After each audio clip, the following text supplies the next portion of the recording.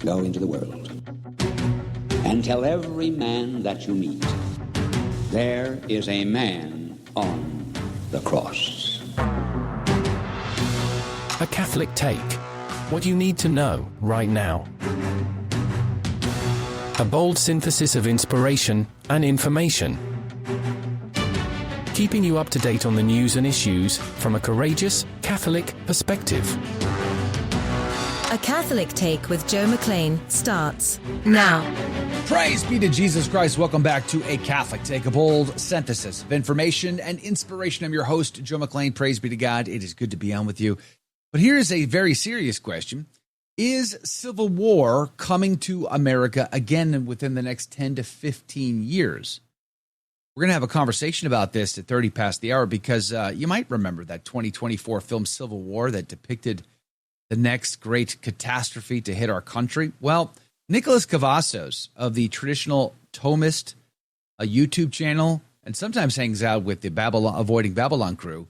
He's back on the show today, and he told me that he is predicting within the next 10 to 15 years, there'll be another civil war because Gen Z is being fractionalized between extremist groups. Very interesting. Is that the case? What do you think? We'll have that conversation today at 30 past the hour. Speaking of civil war, what about the federalizing of law enforcement at our nation's capital, Washington, D.C.? Wolf Blitzer's not a happy guy seeing Army trucks sitting at Union Square. But apparently, according to a lot of reports I'm seeing, like at the Washington Times, the citizens of Washington, D.C. are kind of happy. Nobody died yesterday. Nobody was shot. It kind of feels like it's a good thing. We're going to have that conversation with Brent Haynes at 14 past the hour. We'll talk to him about a number of other stories if we can squeeze them all in as well. We'll put links to everything in the show notes for you over at thestationofthecross.com/ACT. Plus, we'll have the after show and so much more and get your take on whatever you want to talk about on the show today. Do us a favor, though, and share us with a friend. By the way, the Trump administration has a lot of explaining to do in breaking news. You remember that story I reported about the Israeli official, the cybersecurity director of the state of Israel that got busted in Las Vegas for trying to solicit a minor for sexual encounter? Apparently, he was allowed to leave the country and go back home. Let that sink in. Let's pray. In the name of the Father, the Son, and the Holy Ghost. Amen. Remember, O most gracious Virgin Mary, that never was it known that anyone who fled to thy protection, implored thy help, or sought thine intercession was left unaided. Inspired by this confidence, I fly unto thee, O Virgin of Virgins, my mother. To thee do I come, before thee I stand, sinful and sorrowful. O Mother of the Word incarnate, despise not my petitions, but in thy mercy hear and answer me. Amen. In the name of the Father, the Son, and the Holy Ghost, and now your saint of the day. Saint Jane Frances de Chantal, pray for us. Jane was born to a noble French family in the year of our Lord 1572. She married the Baron de Chantal, immediately took charge of the spiritual life of his household, and for 8 years she was a model wife and mother, until the Baron was tragically killed in a hunting accident. The heartbroken Jane took a vow of chastity and focused on providing for her children and other relatives. Having ensured her children's inheritance was secure, Jane then founded the Order of the Visitation of Holy Mary, known as the Visitation Sisters, with the help and guidance of St. Francis de Sales, who is considered a co-founder. When Jane left her father-in-law's estate to begin the order, the entire village wept to lose her saintly presence. Jane faced many struggles, especially against those who disapproved of the order's ready acceptance of women who were older or more sickly than more austere congregations would permit. The order was nonetheless successful, with 86 houses at the time of their foundress's holy death, on the feast of St. Lucy in the year of our Lord 1641. Women of every station, from lowest to highest, had sought her counsel or supported her efforts. Jane is also celebrated on August 12th. For more about this day and others in the Church's calendar, visit thestationofthecross.com/saints-and-seasons. Saint Jane Frances de Chantal, pray for us. And now your headline news. CNA reports Pope Leo XIV invites the church to pray and to fast for peace, especially in the Ukraine. Pope Leo yesterday invited Catholics around the world to dedicate this Friday, tomorrow, August the 22nd, Feast of the Queenship of Mary, to a day of prayer and fasting for world peace. August the 22nd is also the octave day of the Assumption, and in the traditional Roman calendar, the Feast of the Immaculate Heart of Mary. It is also the birthday of my eldest daughter. Please keep her in your prayers. The Hill reports federal judge denies Trump admin request to unseal Epstein grand jury materials. A federal judge yesterday rejected the Trump administration's bid to unseal grand jury materials used to charge the disgraced financier Jeffrey Epstein with sex trafficking. U.S. District Judge Richard Berman ruled that there is a clear precedent and sound purpose for keeping grand jury records under seal, saying the government failed to show that the Epstein papers demonstrate any special circumstance justifying their release. And Catholic Vote reports Bishop Barron confronts fake AI videos of himself. Bishop Robert Barron called out bizarre AI deepfakes impersonating him yesterday, warning followers not to be fooled by them. The videos in question range from imaginary restaurant brawls to papal scoldings, and even a video of Bishop Barron advising people on how to remove demons from their toilets. Yikes. And those are your headline news. The gospel today comes to us from Matthew chapter 22, verses 1 through 14. And Jesus, answering, spoke again in parables to them, saying, The kingdom of heaven is likened to a king who made a marriage for his son. And he sent his servants to call them that were invited to the marriage, and they would not come. Again he sent other servants, saying, Tell them that they were invited. Behold, I have prepared my dinner. My beeves and fatlings are killed, and all things are ready. Come ye to the marriage. But they neglected and went their ways, one to his farm and another to his merchandise. And the rest laid hands on his servants, and having treated them contemptuously, put them to death.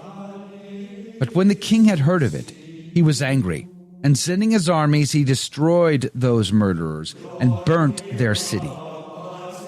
Then he saith to his servants, The marriage indeed is ready, but they that were invited were not worthy. Go ye therefore into the highways, and as many as you shall find, call them to the marriage.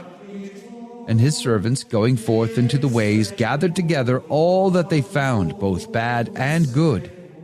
And the marriage was filled with the guests.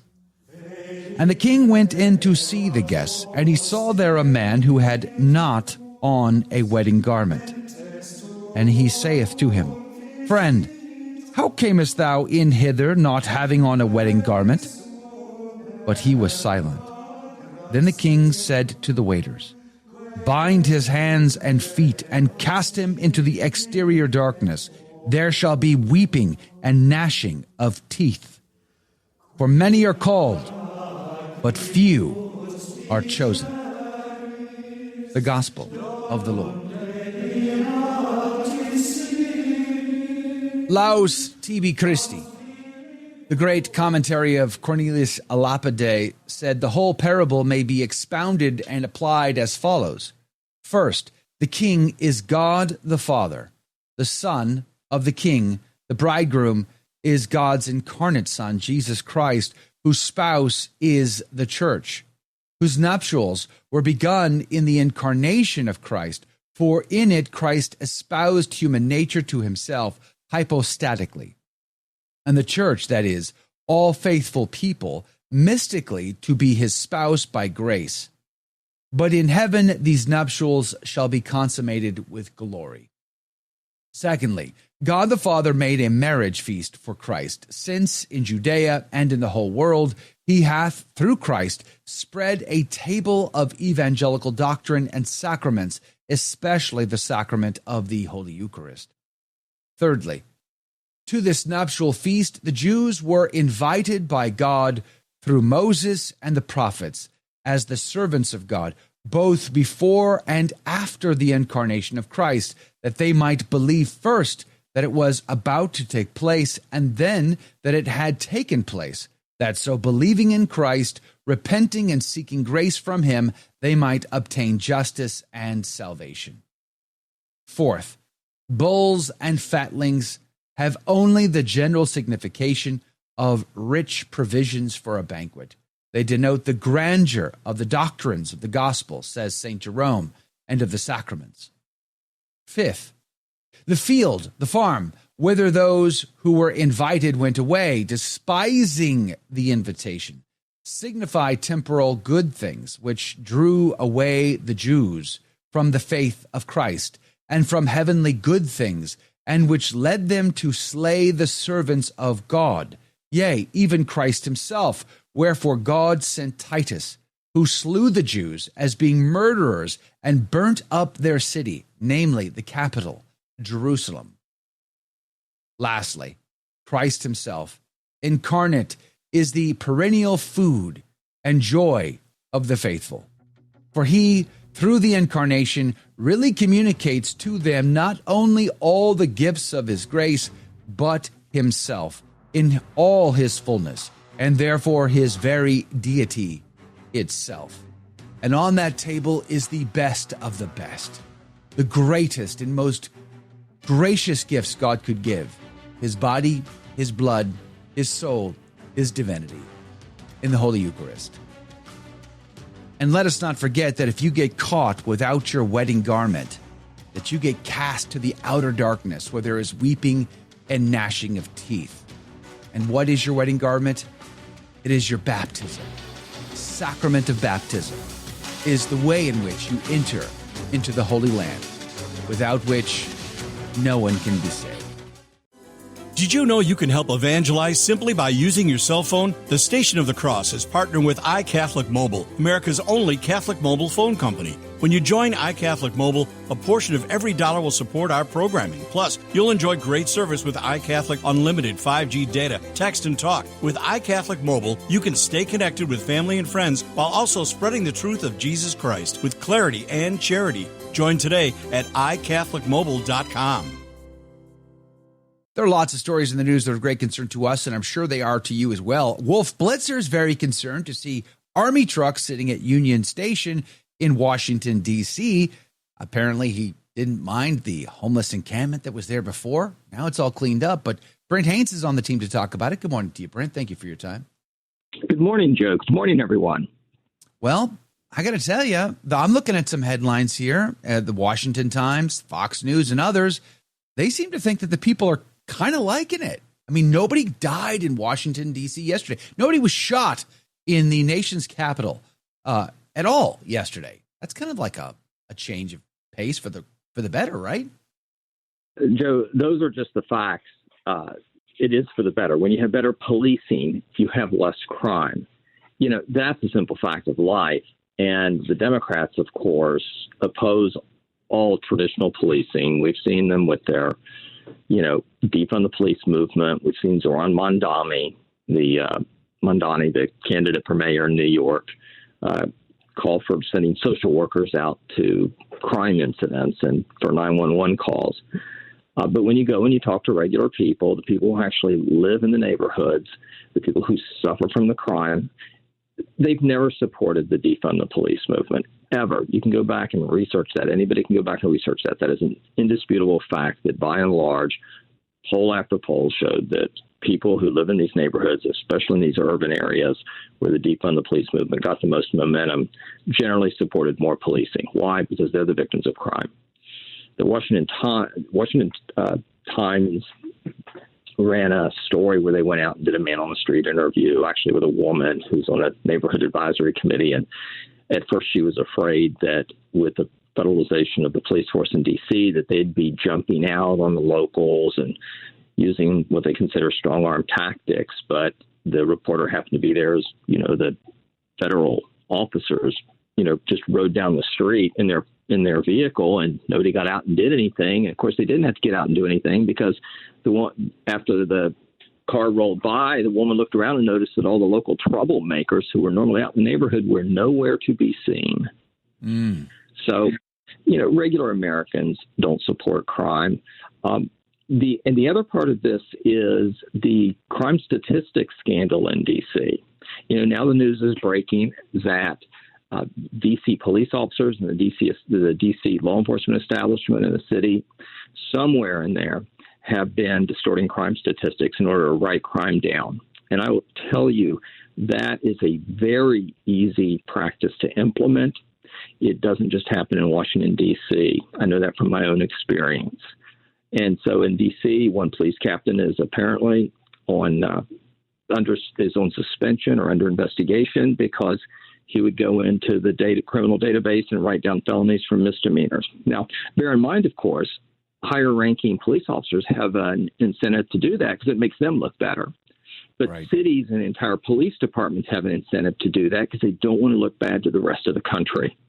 And people should understand when they see crime statistics on television, it is not easy to get good, accurate crime statistics because different jurisdictions have different definitions of different levels of crime.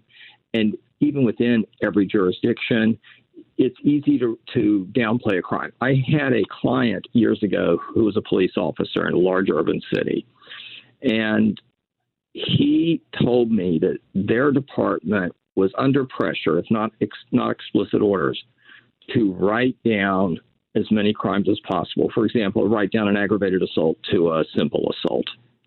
And that was because there had been a recent influx into the city from people from another city that had to evacuate because of a natural disaster.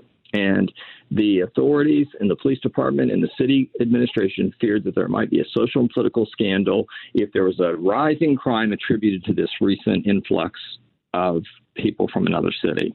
And so that's what that police officer told me. I know from my own experience, it's very easy to go in there and look at statistics and have them classified differently. And people don't have government agencies and cities don't have to report their crime statistics to the FBI.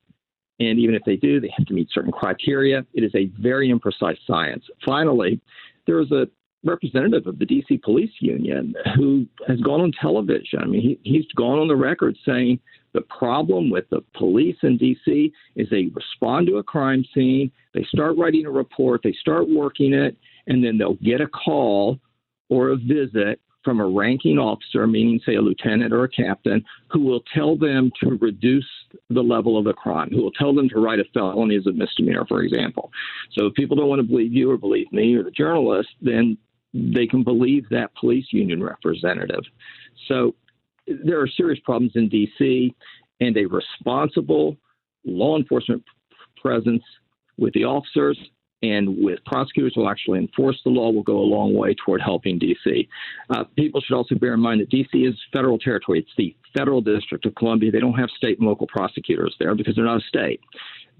Janine Carrero, lately of Fox News, former Manhattan DA and New York judge, she was appointed U.S. attorney by Trump, and she will enforce the law. Now, they still have two problems there. One is they still have a lot of very soft judges that are soft on crime. Now, they're federal judges, but a lot of those judges were appointed by President Obama or Biden, for example. The other problem is a lot of these crimes are being committed by juveniles, and juvenile law enforcement all across the country is a topic far beyond the scope of our conversation today. But by and large, we treat juvenile criminals, no matter how violent, no matter how serious the crimes are, we begin from the default position that they're just children and they just need some help and they just need some rehabilitation, and they're not supposed to be punished and are not supposed to be treated like criminals. And of course, many of them abuse this and they know they can abuse it. But Trump's going to have the support of the people who have to live in the crime-ridden neighborhoods of D.C. because crime's going to get better. Okay. Well, one other aspect of the story, I think it's kind of quietly going under the radar, is the fact that D.C. was declared a sanctuary city. But since it's been federalized from the law enforcement perspective, they are arresting illegal immigrants in D.C. right now, and nobody's really talking about that too much. Well, D.C. technically is under the control of the United States Congress. Congress can, at any time it wants to, assert its authority over D.C. They're not entitled to a mayor and a city council the way people might think they are, the way people in other cities around the United States are. There is a congressional subcommittee or committee that is responsible for D.C. affairs. So the D.C. government is going to push back as much as they can, and it's going to be in the Trump administration is going to pursue their objectives. And there's going to continue to be friction there, but it'll be interesting to see how it plays out. The media, of course, will continue with selective coverage. As you noticed, there was video of Vice President Vance walking through Union Station, which is in a crime-ridden area in D.C., and I was there just 2 years ago after attending a friend's ordination in Baltimore, and I went through Union Station. I went through in the middle of the day. It was fine, but after hours, that place gets dangerous. And rather than, being glad that the Vice President of the United States is there on the scene or the government officials are doing something, the whole point of the story was that they were just yelling at him, very disrespectfully, screaming at him. Another indication of the coarsening and degradation of American political life and the lack of rational and civil political discourse in our country. But Vice President Trump and the others Vice President Vance and the others just smiled. They kept going, and they're not going to be deterred by the outlandish criticisms and the people who are really ultimately just making excuses for criminals. Yeah. Let's turn to another story while we still have time here. You sent me this article from the New York Post. California's legal kidnapping bill puts gender-confused kids in danger. What's the story here? Yeah, this is alarming. There is already an evangelical pastor in California who's told his congregation that if this bill passes, they need to take their children and leave the state of California. In short, what this bill does is it allows somebody who claims to be under penalty of perjury, but that's as far as the enforcement goes. All they have to do is be willing to risk a future conviction for perjury, which, by the way, perjury convictions are often a lot more difficult than you think. But all it requires is somebody to claim that they have a mentoring relationship with a person under 18 and that the person is living with them, and they can essentially take custody of that child, and they can make all medical decisions for that child. Wow. So, I got to tell you, Brent, as an adoptive parent, I had to go to court, spend thousands and thousands of dollars, my wife and I did, in order to win the custody of a little boy that we would eventually adopt. It was a battle. It took a lot of effort and money we didn't really have at the time. But you're telling me that this bill allows someone to basically cut all of that out just by making the claim. Yes. Now, it was motivated by a desire to provide some additional legal protections and care for children of illegals in the event that the parents are taken into custody by ICE and they lose contact with their child. Now, the pastor points out that there are already provisions in California law for this. And if you read the provisions of this statute and the statutes that it amends, it says that licensed daycare centers in California, schools in California, they're not allowed to request, they're not allowed to obtain, they're not allowed to transmit information regarding the immigration status of any child in their care. But this so-called mentoring bill, or as some people have called it, kidnapping bill, it only requires a person to fill out an 8-part affidavit. And all they have to do is check some boxes. All they have to do is claim that they are unable to contact the parents, and then they're in charge. Wow. I mean, I've read the text of the statute, and you and I have talked before on the program about how in the law half the battle is the definition, and the key phrase in this statute, if anybody wants to look it up, is the non-relative familial relationship and the mentoring relationship.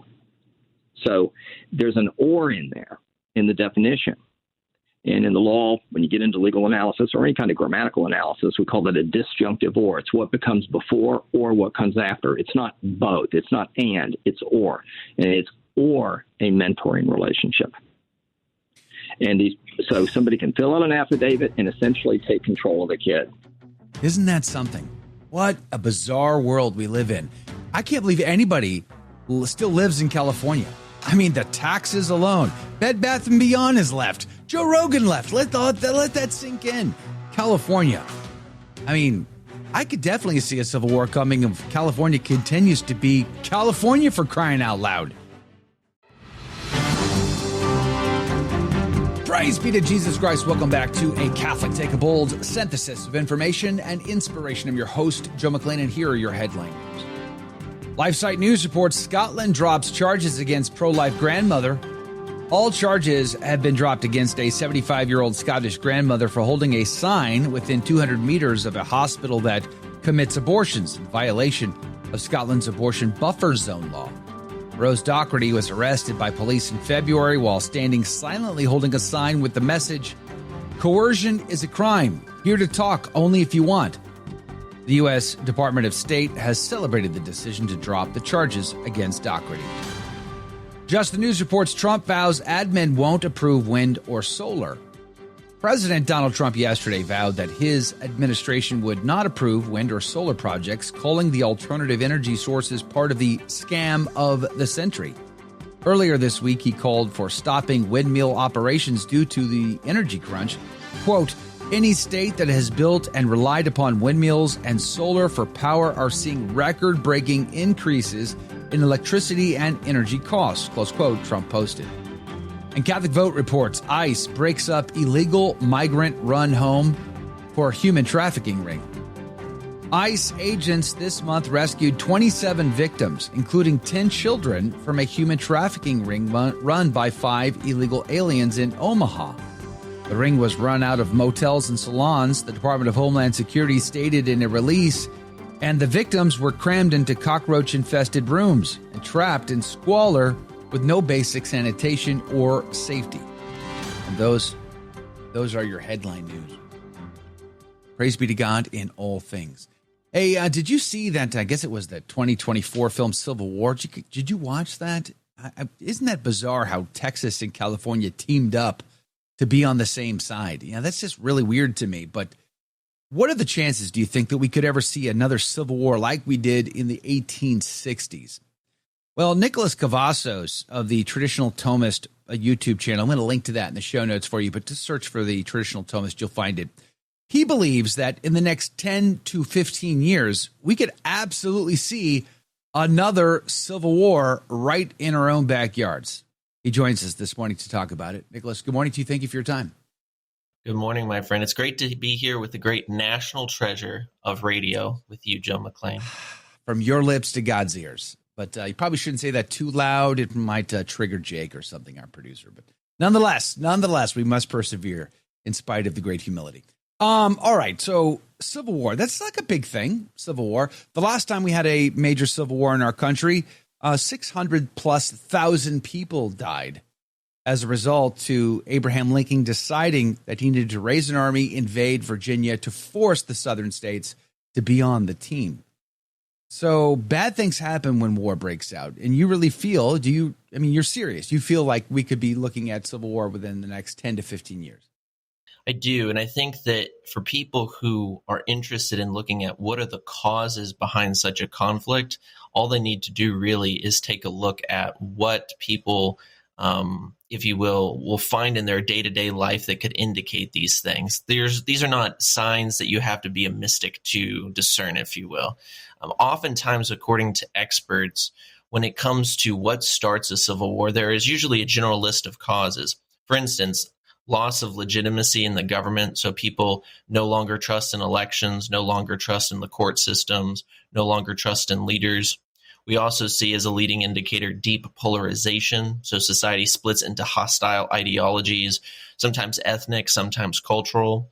You also see oftentimes throughout Civil War histories economic crisis. So wealth gaps, unemployment, rising costs, these things fuel anger, as well as, particularly in the United States, regional or state / federal tensions where the local authorities in some form or fashion resist the central government or the federal government. You can see this, of course, in our own day with things like trying to enforce immigration law. And the fact that there's all these battles over things like that. So catalysts like this, of course, end up sparking these types of things. But particularly, the reason I think it's going to happen within the next 10 to 15 years is because one of the leading indicators of civil war is youth unrest. Historically, the youth have always felt, or always been rather, if you will, the bulk of the street fighters and of the radicals that go into fight. And so because so much of Gen Z right now is very disaffected, it would not surprise me at all that we're closer to a civil war than people might realize. Why Gen Z in particular? I mean, we've had many generations of unrest. The 60s were fraught with unrest and riots and all the rest. Yeah, it's a great question. So the reason Gen Z in specific is because Gen Z, according to most statisticians, is the most politically divided generation that we've seen probably ever. We see, on the one hand, the young right, of which I count myself a member, being very much so kind of entrenched in an old school paleoconservative nationalist perspective. The neocon and neolib center that kind of held up the United States for the last, let's just say, 60 years since the Second World War is very much so collapsed. Gen Z sees the holes in modern day conservatism and is swinging very much so to a nationalist right. On the other hand, there's a fair amount of Gen Zers who are also going hardcore to legit full-blown communism. This is why we see people like Zora Mandani gaining a lot of popularity with the youth. But also, you see the massive amount of economic squeeze, right? Right now, it's super hard to buy a home, much harder than it was in former generations. There's a super high rent burden. Plus, there's a lot of student loan debt and stagnant wages that we have to take into account. Also, another thing that tends to breed radicals is that Gen Z right now is at the bottom of the barrel when it comes to a dating and marriage crisis. People aren't getting married anymore. People aren't even dating anymore. So loneliness, alienation, these things spike up, if you will, radical ideologies that fester because of these types of things. And so that's why you will start to see, and you already do see it to begin with, a fair amount of street demonstration. This is why whenever you see people like, for instance, Vice President Vance yesterday walking through the metro in Washington, D.C., he's getting heckled at by all of these super young people who are essentially shouting death threats. And it's because these my generation is being pulled into this type of civil war mentality. And it's only a matter of time till we actually start to see bullets flying. Okay, so help paint a picture for me. What does this civil war actually look like? Is it like the movie that came out last year? So we're talking two sides, both with BDUs on and AR-15s and night vision goggles and well kitted up. I just can't see Gen Z being able to be that well supplied, that well trained. And yet the Antifa riots of 2020 surprised me greatly. They were very trained. They had command and coordination.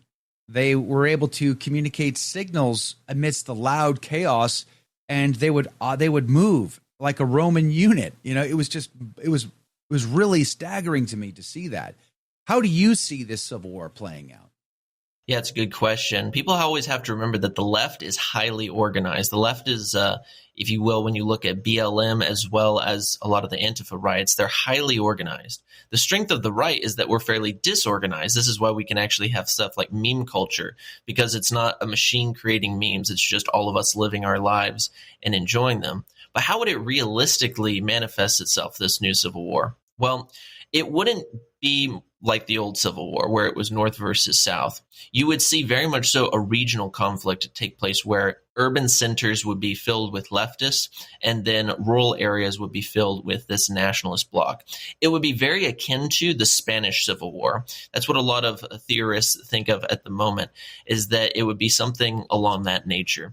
And so how this could practically be, I'll just pick your town because I don't like Houston, Joe, sorry. But with Houston, it's fine. With Houston, it would more likely than not, right, in this hypothetical scenario, be taken over by leftists, particularly a lot of minority ethnic blocs who very much so hate the United States of America and for the things that it stands for. And it would push out all of the right. The right would form some type of blockade around the entire city. And then you would have, of course, armed conflict kind of just naturally flow from there.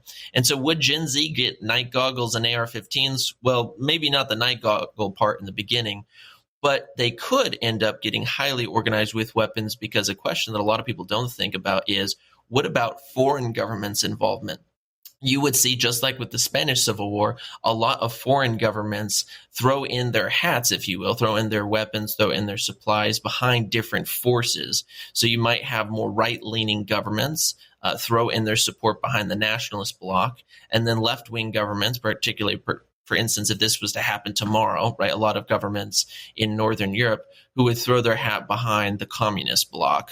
And so that's how it would more or less manifest itself. So it kind of feels more like Haiti in some ways, where you have these like warlords and their gangs and armies, so to speak. And an individual citizen might have to like negotiate with 3 or 4 different people in their area just to kind of have safe passage. It seems rather crazy to me. But what under those circumstances, wouldn't the federal government just get posse comitatus waived, just like Lincoln did, raise the army, send them in, and try to reestablish peace and order? That could very much so be an outcome. That being the case, though, the question would fall, where would the military itself align? And would the military maybe have an instance of starting this war? So as an example, a lot of people have thought that the United States is entering kind of the last throes, if you will, of its capitalistic system, as well as the last throes of the republic. Normally, what takes place after a republic is empire in some form or fashion. Now, of course, I would argue that the United States has already been very imperialistic, and I'm not saying this as an anti-American. I'm as red, white, and blue as you possibly could get. But in the sense of sending its troops around the world, that's how we've been an empire. What you could see, though, is if you were to have massive economic downturn, massive polarization, you could easily see a military general like Julius Caesar rise up and say, no more, we're starting from scratch, or we got to get these things hammered down. And so could that take place? Very much so. Could it quell the rebellion if it was the opposite way around? Potentially. But we already do have warlordism. We have warlordism already online. It's just what we call influencers. Major influencers end up being the warlords in these situations, and they already tell their followers, hey, go and do this. Hey, go and do that. Remember a few years ago when we saw people like the Democratic representatives from California who were saying about the Supreme Court back whenever Trump was nominating those individuals, hey, if you see them out in the streets, if you see them going to a diner, go and heckle them, go and take up space, go and fight them. These are already fighting words that are coming down the pike. And so, unfortunately, could it be a Haiti situation? Potentially. I think it's most likely like the Spanish Civil War. But maybe in the beginning, it very much so turns out to be a Rwanda-Burundi situation where you have the Hutus and the Tutsis living amongst each other and neighbor goes against neighbor. So this is why you need to get off the phone and actually get to know your neighbors and be neighborly. I guess, and also buy 10,000 rounds just in case, because you never know, I suppose. But we're about a minute away from a break right now, but you kind of hinted at it, but you didn't say. You keep saying the Spanish Civil War is the model in your mind. But are you seeing a parallel between where we're at in history with the American government, the American country, and the American experiment, and the fall of the Western Roman Empire? I do to a degree. I think that what we might see under Trump is a bit of a curbing, but one could argue also at the same time it is nothing more than just kind of holding back the floodgates. The issue really comes forward in how much degeneracy, particularly social degeneracy, are we going to allow? The more we continue to allow particularly sexual sin to take place in the United States, the more our society will crumble. There is hope, though. Thankfully, amongst the young right in Gen Z, we are saying, hey, it's not just that we should have marriage between a man and a woman again, right? Even though the boomers kind of gave up that fight. But we also need to get rid of things like no-fault divorce. We need to get rid of contraception. We need to get rid of homosexuality. We actually need to be a nation that conserves the family, right? And puts the family right first in the order of importance, right after, of course, Almighty God.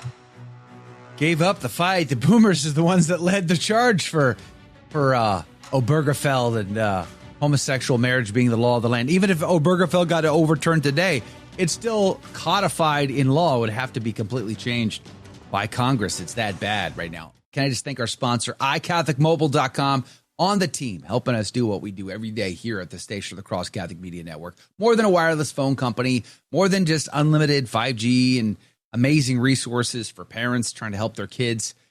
stay away from the junk. Praise be to Jesus. They're Catholic and we love them and they support what we do here. So check them out. You can find more information at iCatholicMobile.com. Be sure to tell them at the Station of the Cross Catholic Media Network sent you. Praise Jesus. Well, we've been talking about this potential for another civil war within the next 10 to 15 years, according to Nicholas Cavazos, the traditional Thomist. And I got to tell you, I don't know, Nick. I don't know. I see some good things happening. Praise be to God. In fact, there's a study out that seems to suggest Catholics are going to become the majority in the United States not even all that long from now. Praise Jesus. Plus, we were just talking with Brent about the federalization of law enforcement in Washington, D.C., and nobody got shot yesterday. These are good things. We're trying to, through the Homeland Security and ICE, to remove bad elements from the massive illegal immigration that took place over the past couple of administrations. Aren't things turning around? Aren't things moving in a right direction? Why would we still be moving and marching towards civil war if that's true? Well, we might be talking about civil war in the headlines again if, for instance, the GOP loses in 2028. I mean, honestly, every side thinks that they're on the up and up. But the question is that overall in the culture, is that side winning or not? And so as an example, when it comes to things like, is Catholicism going to become the majority in the United States of America? Maybe, but also what kind of Catholicism? Because let's be honest, most Catholics, whenever you actually dig down into the stats, are actually not Catholic. They're actually de facto excommunicated for the church for being heretics in faith and morals, right? That's the uncomfortable truth, but at least you guys can correct yourself if you find yourself in that situation. But when it comes to, for instance, the federalization of the military and going into, of course, Washington, D.C., I'm all for that. I joked with a friend of mine yesterday that we need to do that across the entire United States because it's honestly just crazy what most Americans have to put up with. But really, at the end of the day, Washington, D.C. is just one city. That's the thing. If this was to go across all 50 states, are we going to say that we wouldn't see mass riots take place? Right. Are we going to say that we wouldn't see major issues take place, for instance, when it comes to, for instance, if this was to happen in California to maybe a very strong degree, would Gavin Newsom not be in some form or fashion be pushing back against this, not just with words, but also with maybe co-optive marches and demonstrations that could potentially turn violent? Didn't we see that under the ICE raids? We saw that under the ICE raids. That was just a month or so ago. Massive protests, violence, and all the rest because they didn't want ICE arresting illegal immigrants in their community. Exactly. Now, the uncomfortable reality, and I hinted at this in the first segment about this potential civil war, the uncomfortable reality is that how I think often this civil war will more likely than not play out, and you do see this if you're actually using your eyes and not putting on rose-colored glasses, you will see this breakdown along ethnic lines. Because when you look at the history of the world, whether this be the Sunnis and the Shiites in Iraq, whether you look at the Hutus and the Tutsis in Africa, you always see when large segments of different ethnic blocs are pushed together, conflict ends up arising because every culture, whether they like it or not, wants to be homogeneous, right? We want our culture to stay the same.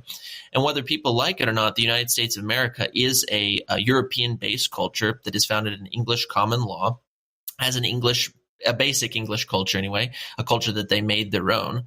And unfortunately, when you see 60 million plus illegals in the country, as well as mass migration through the legal route, which I just say, and most young conservative Gen Zers also say, is nothing more than open borders, but in a line. When you see this massive amount take place, you also see these ethnic enclaves forming. Part of the reason why California is so messed up right now is because there are so many illegals in the state. There are so many illegals that are voting. There are so many illegals that are in power. And when you see these ethnic blocks really form and create major spaces, just for instance, as they are in Michigan and Minnesota, where you see these Somalians going on the air and talking about how we're going to be Somali first, and they're running for U.S. Congress, or the Guatemalan representative saying, I'm going to be fighting for Guatemala as a U.S. representative. We no longer have representatives who are Americans who are fighting for Americans. We just have ethnic blocs who are fighting for control and power. And this is why I do think civil war is coming. Well, golly gee whiz, we got Ted Cruz from the great state of Texas, your state, my state, who says his primary job is to protect Israel. I thought it was to represent the people of Texas. Apparently, I'm wrong in that. So here's the question. Is, the proverbial genie out of the bottle and there's no way to put it back? Or is there a way to prevent civil war from happening within the next 10 to 15 years? And if so, how? Sure. I think that the only way to stop it is honestly one of two things. Either A, you see some type of national emergency situation like a 9/11 times 10 take place. You could see the country maybe come together.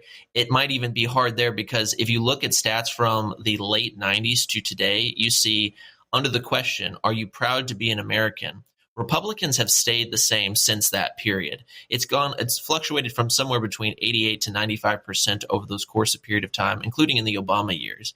The Democrats right now, they register at 32, proud to be an American, 32%. There's this massive gulf.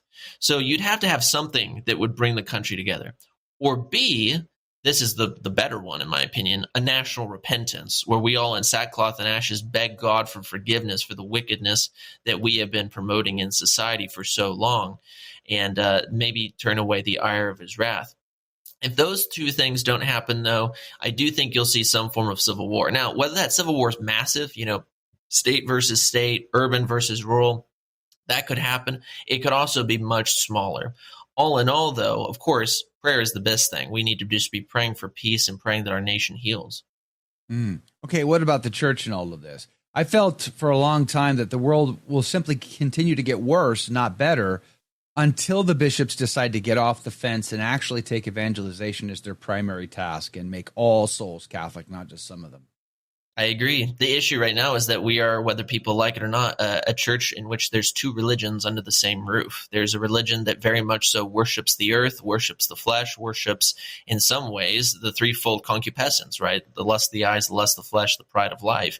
There are individuals who want all religions to lead to God, who don't believe in God, who very much so promote homosexuality and sodomy, and they're at the highest rungs of power, right? They've been there for a long time, and they push good people out of power. How many people have we seen canceled over the last 13 years? And how much of those individuals are just, if you will, the second tier fallout of great individuals like in the 70s and 80s, like Archbishop Lefebvre, who were kicked out because they were trying to fight against the swath of what was going on. And then on the other hand, you actually have real Catholicism, people who recognize, hey, you do have an immortal soul. Divine grace is necessary to save that soul. Go out into the world and preach the gospel. And unfortunately, right now, we are the minority. We are growing in the United States, but don't be tricked into thinking that just because, if you will, tradition is becoming a bit more alive in the United States, that it's glorious everywhere else. All you need to do is go over the southern border and you'll realize that most of the priests in Mexico have concubines, right? It's pretty isolated here in the United States. A lot of Gen Zers have rose-colored glasses because they live on Instagram and Twitter as opposed to in the real world. And they need to understand that if the church is going to heal, it's going to take the grace of God through repentance of the wickedness and the sins that we've been doing, especially the profanation of the Blessed Sacrament that we've allowed to be taking place for 70 years now. Wow. All right. Nicholas Cavazos, that music means we're out of time. But the Traditional Thomist YouTube channel, I think you're going to put out a video on this subject very soon. Yes, sir. All right, so you want more meat on that bone, you got to go to the Traditional Thomist YouTube channel. We'll link to it. You can search for it, Traditional Thomist. You'll find it, I promise. But we'll put the links up today at the Station of the Cross Catholic Media Network. The Station of the Cross Catholic, let me start over. thestationofthecross.com/ACT. Boy, that creatine is not setting in just yet. Speaking of which, it reminds me, we may be playing ACT Bingo in the after show. Prizes. There could be prizes. I don't know. So we got to come up with a grand prize. Maybe somebody sails the Queen Mary with producer Jake and his lovely wife someday. That'd be kind of cool. I don't know what we're going to give away, but check us out in the after show on the live video stream. Until then, God love you. And we're back. Welcome to the after show, everyone. Nick had to head out, but he says thank you for having him on. And Joe? Nick's not hanging? No, I guess he's busy. He must have to work on that new video that you mentioned, right? Or, I guess, prepare for the Civil War. Come on, Nick. Yeah, he's got ammo to go by. I guess. Ammo is not cheap. I want to say good morning to what I'm going to start calling Chat ACT. That's all our listeners who are hanging out with us in our various chat boxes. I'm going to start calling them Chat ACT from now on. Chat ACT. Oh, that's a bummer. I thought he was going to hang out with us. Oh, well. All right. Praise be to God. Good morning, everybody. Good morning, everybody. He has to go outside or whatever it was he was trying to tell us young people grass. to do. Like, come on, really? Touch grass? Touch grass. But there's bugs in grass. Ugh. Get grounded. You ground? Do you ground? Do you walk barefoot on grass? No, unless you count running around barefoot on the farm when I was a kid. Is that grounding? Does that count as grounding? When you were a kid, but you're not was a I kid accidentally anymore. grounding? So you got to ground now, buddy. You need to ground. Okay, ground. I would not. You'd have to pay me money to walk outside of my apartment barefoot. Well, it's because you live in the sprawling city. Now you got to go back to the farm, where life is wholesome and good. Yes, exactly. Yeah, if we just need to all go to the farm and leave, the cities to the libtards, because it's the bet when you want to win, it doesn't even have to be a hot war. But when you want to win, the best thing possible is to abandon all the centers of power. Exactly. That's how you win. 100%. That's how you win a great conflict. Exactly. Is you abandon all of the warehouses filled with resources that you need. Abandon those things. Yep. Abandon the communication centers. Yep. Abandon the places where you can, centralize data centers that manage all of your data. Yep. All of those things. Just walk away from them. Yeah. Anything that helps you, kind of run vast industries. Yeah. For right. Exactly. Creating weapons of war and stuff. The best way to win is to abandon how that it worked for the Southern Confederate cause. Exactly. See, it worked for them. Why can't it work for you? Mm-hmm. That's what I'm saying. They abandoned the industrial North because they had the farms in the South, and that worked for 4 years, maybe. At the end of which they were starving to death. Literally. But that's what Lincoln wanted. He wanted to starve them to death anyway. Hey, good morning to you, James 16897. Sharon, good morning. Damon from the sunny north tundra of Texas. Good morning to you, my brother. Paul, our friend from Buffalo. Good morning. Eileen, good morning. Gus, good morning, Gus. Thanks for hanging out. Nick the Mike, good morning. Nick, were you just in Missouri? Were you visiting Sister Wilhelmina in Missouri? I thought I saw a post of that. Looked amazing to me. Did you hurt your arm? Looks like you had a mark on it. I did. I have no idea what I did. Yesterday, I was doing the old kickboxing thing, and my right hand knuckle is just, I don't know, something's wrong between my two big knuckles. It's just swollen up hard. I don't know what I did, but I must have punched it wrong, but it doesn't want to seem to heal, and I got this big bruise on my arm. So, yeah, good call there, Damon. Got to put some honey on it. Is that what? No, I wanted, thank you for triggering this. Thank you for bringing this up, because I just wanted to point out that in the gospel today, and I'm going to do the Trump hands, and the great feast, you've never seen a feast like this feast. This is the greatest of all feasts, this marriage feast. No honey, 0 honey. Beef and lamb. That's what's on the menu.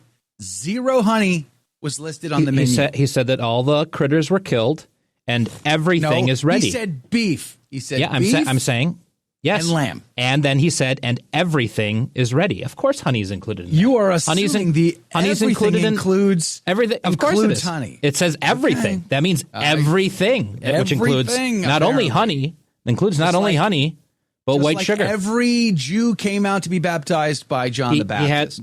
That's what I'm saying. Everything. Everyone? Everything. So not just honey. But domino sugar cubes. There were plates piled high with domino sugar cubes for all the wonderful Turkish coffee they had there. High processed sugar cubes. Yeah. At the feast. Okay. If you say so. That's like saying bread is high processed, as if, processing is inherently bad. And yeah, kind of is.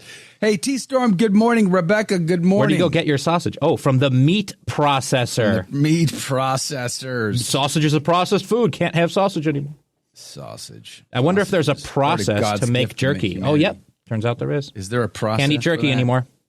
It's processed meat. Nope. I only kill animals and eat them immediately. Yes, right, exactly. You got to raw and wriggling. Yeah. Wriggling. So you got to say it with the right voice if you're going to do it. Wriggling. Am I the only one who originally read Lord of the Rings and thought he was making more of a gulping sound instead of a coughing sound? That was the impression I got when I first read Lord of the Rings. But you mean when you read The Hobbit? Yeah, or that. I'm including The Hobbit in that. But my impression was always there was more of a gulping kind of sound. See, my problem is I had watched the movies before I read the book.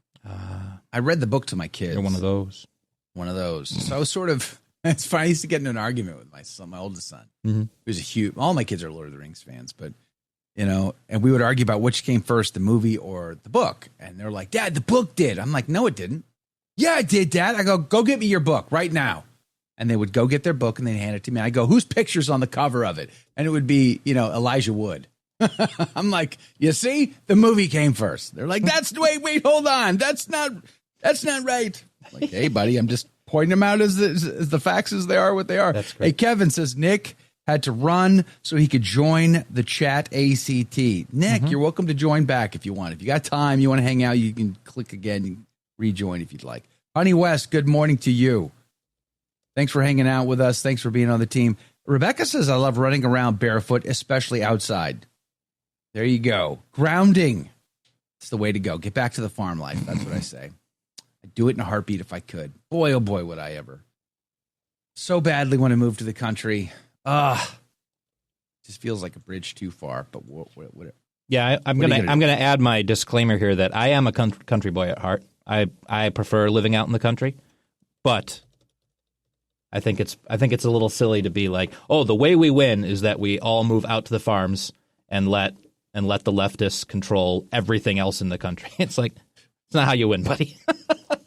Like, somebody's got to stay. If you really want to, people are always talking about, none of these industrial empires could ever win a war in Afghanistan. They're all hiding in the hills. Well, if you want to live your life where you're hiding in the hills on the run as an insurgent, fighting a big bad empire, and you think you'll still come out good luck with that winning. I mean, go ahead and have fun, but that's not how you actually win to control a country.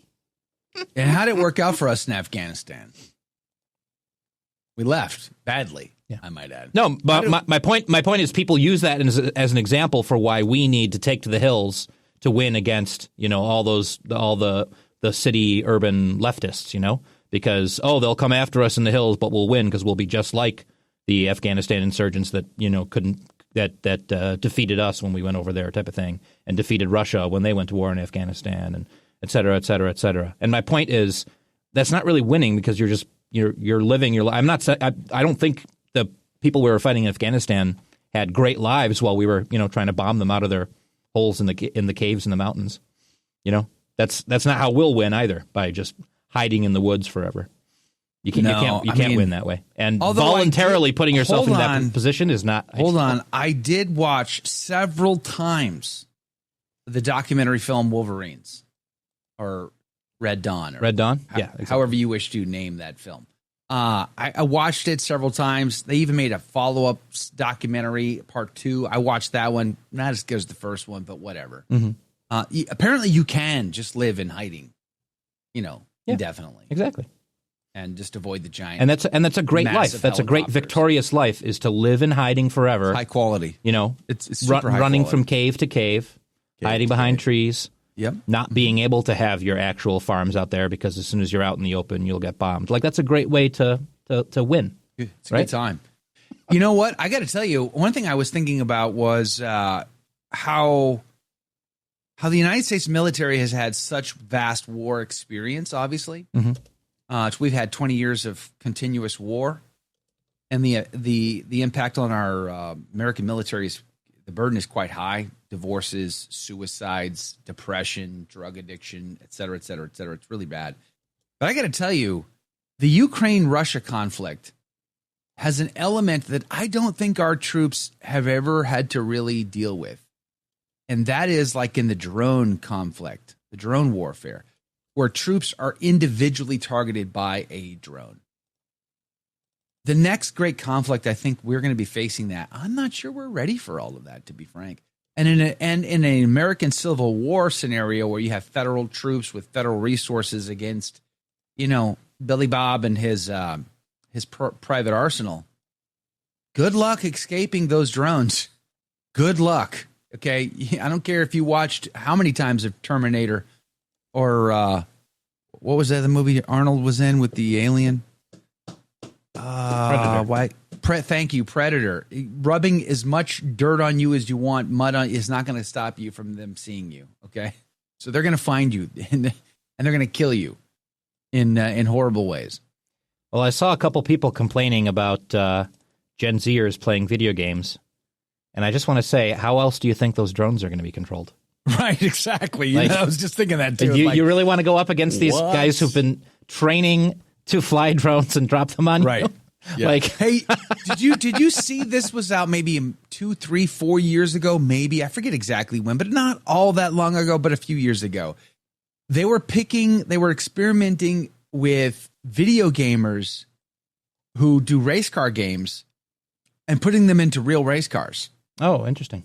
And they discovered that they could amazingly, I mean, given some other factors like their health, for instance, they can't, you can't put a big fat guy in a race car for it. You got to have somebody who's got some health, but their ability to drive a real car blew their mind. Yep. Like a real race car, like an F1. Yeah. So an F1 team actually picked up a driver who had no prior racing experience, only video games, and he's racing on the team. I will, as another disclaimer, I am not in favor of wasting tons of time just playing video games, especially certain kinds where there's almost no benefit. But there are studies about certain kinds of video games and certain amounts of time that you play it and balance it, where it does translate to, certain mental skills, certain hand-eye coordination, even skills. There's actual, benefits to that. People knock them completely as like completely useless. And it's a bit like, I mean, if you're watching a movie, you're just sitting there watching an art, and sometimes it's not even that good of an art, whereas a video game has an active component, and there are certain times where it actually can translate into skills. And the big one is drone warfare, because that's basically what they're doing is you're sitting at a computer and you're aiming your drone and you're taking it in. Yeah. And they have that hand-eye coordination as a result to it. Yep, exactly. So they're very, very much, they have the attitude to take that to a deadly level. And then of course you add artificial intelligence driven, robots with mounted machine guns and all the rest. And it's like, talk about Terminator. Now we're getting into post Judgment Day. All those scenes with and especially if the timeline is 10 to 15 years from now, we already have I saw a video the other day of a robot that does kickboxing, and it wasn't like punching hard. It wasn't like it was Terminator in the sense that it was like wiping out. It was pretty. Like it looked like and like you could take it out, like you could punch it and knock it on the ground way easier than it was going to do to you. But I'm guessing that was on purpose. I'm guessing like it was intentionally dialed back because it's just demonstration and not practical or whatever. But 10, 15 years from now, what does that tech look like then? Like it could get very serious very quick. I as a father, I don't want my kids involved in any of these things whatsoever. No kidding. Absolutely insane. Absolutely insane. Sci-Fi Mike says he's going to send his fleet of angry 12-year-olds against us. Yikes. I'm scared. Chesty says, Joe, are you saying that my 20-gauge special pheasant loads won't bring... I like how you put special in quotes. That's great. Special pheasant loads won't bring down a high-tech drone? Well, okay, I don't know what's in your special pheasant load. But if that drone is more than 40 yards away, good luck hitting it. Good luck. If that drone is close, then maybe. But if that drone is chasing you and or dropping a bomb on you like it does in the Ukraine and Russia right now, I mean, it could easily be more than 40 yards above you and just drop a little grenade on you. And that's what they're doing. And they have others that just ram you. They just like first-person drones, and they just fly straight into you, and then they explode. So my point is, obviously you have to adapt, overcome, and improvise. Simply because it's hard or unjust or unfair or imbalanced is not a reason to quit. You have to stay in the fight. So you're going to do what you have, available to you. You're going to use to try to win. But I wouldn't want to look forward to that fight for no good reason. I mean, there's no way I could supply enough rounds. I guess the ridiculous part of the concept of, like, there's no way I could have enough rounds or enough resources or enough food to sustain a prolonged combat against federal forces. Impossible. I mean, from my perspective, individual perspective. I mean, this is why the Confederate States at least banded together to help share resources. And this is why Abraham Lincoln made it his primary mission to take Vicksburg, Mississippi. Because if he could take Vicksburg, he called it the key to winning the war. Because he could already blockade the eastern seaboard. He had that in the bag, and they fought at New Orleans to block New Orleans, but they needed to take Vicksburg. Why? Because so long as the federal supply line could come across that mighty Mississippi River, they could get cattle and sugar. Don't tell Jake I said that. Mm-hmm. They could get cattle and sugar from states like Louisiana and Texas and Arkansas. Vital resources to continue the fight. And when Grant, who took over the Army of the Tennessee Valley, he heard that call from Lincoln. He's like, all I got to do is go down there and take Vicksburg, and I'm going to be number one on Lincoln's list. And so he committed his entire effort, his resources, to trudging through swamps, snakes, alligators, spiders. He threw his men, and he kept plugging until finally he was able to get across the mighty Mississippi River and be boots on the ground in Mississippi. And then he was like a hurricane. He won 5 consecutive battles, back to back. He took the capital of Mississippi, cut off the cavalry of the Confederacy. And Pemberton, who was the general at Vicksburg, which was a Yankee, by the way, from Pennsylvania, but he was fighting for the Southern cause, took his army and came out of his works to try to meet Grant at the, I think it was the Black River. Wasn't able to hold him back and had to retreat inside of Vicksburg. And when the citizens of Vicksburg saw that Pemberton was retreating, boy, did they ever get worried. And they had every right to, because when Grant shows up and he starts to surround the city, it's the most fortified city in the American Civil War in 1863. It was called the Gibraltar of the West. It had high gun emplacements overlooking the Mississippi River, and they would rain down hell upon the Union gunboats that would try to pass by there. And Grant lost thousands of men in the process of trying to take that city. And eventually he would just starve them out. And then on July 4th, 1863, they would surrender after so many people had been starving in the city. Because every night, every day, they would just bombard the city with cannon. The people actually dug caves in the dirt cliffs, and they lived in those caves during that siege. They would bring their beds and their carpets and all their stuff, and they live in these little caves. Good luck. And if the Confederacy, with that command and control, that governing body, that communication system and supply chain and all of that, if there was very little they could do they held out for 5 years, and that was the best they could offer. Good luck. If it's so fractured, if whoever wants to rebel is so fractured as to not have any of those things, not have command and control, not have supply chain, not have communications, you won't even last 5 years. You won't even last a year. It'll be over. It'll be over well before you do it. And the problem is, those federal forces are going to come like a freight train, and many people will die. 600,000 died in the American Civil War. How many more would die in a future Civil War? It doesn't end well. I just don't see it ever ending well. Anne says, I've lost you.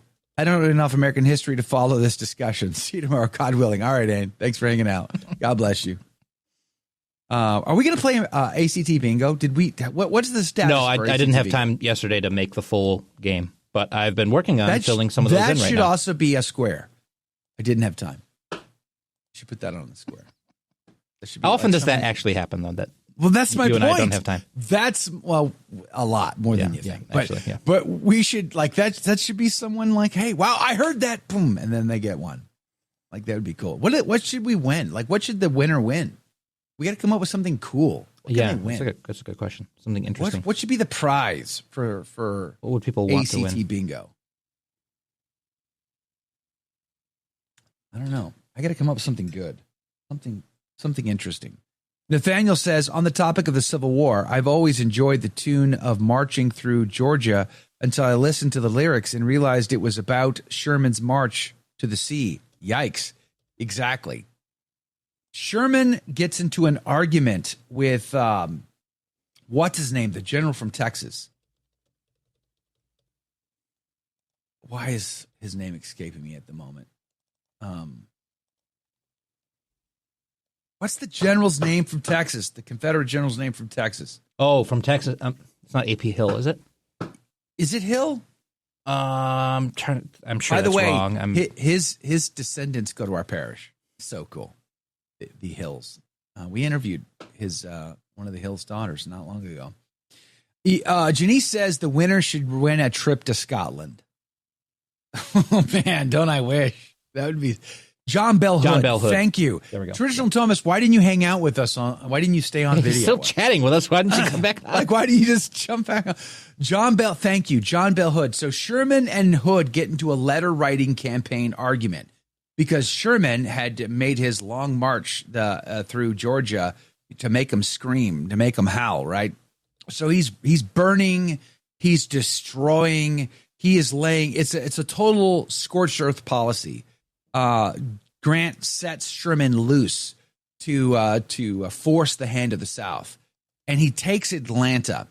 And there's this notes that are being passed back and forth between Sherman and John Bell Hood, and they get into a debate over all of this, over who's right, who's wrong, the Southern cause, the Northern aggression, all of these things. It's fascinating that if you go back and read those exchanges between Sherman and John Bell Hood. And they're trying to negotiate for allowing the innocent civilians to basically leave the town before Sherman destroys everything and whatever, kills these people and destroys their livelihoods and all the rest. They're trying to negotiate. Sherman is trying to allow for Hood to, make sure that these people can get on trains and leave, is essentially. But they get into this tit for tat, argument. It's fascinating. It really is. And not everything Sherman says in those exchanges, I agree with some of the things he says in those exchanges, by the way, even though I'm sympathetic to the Southern cause. I would encourage you to Google that and read it. The most interesting people go to the TLM, says Phoebe.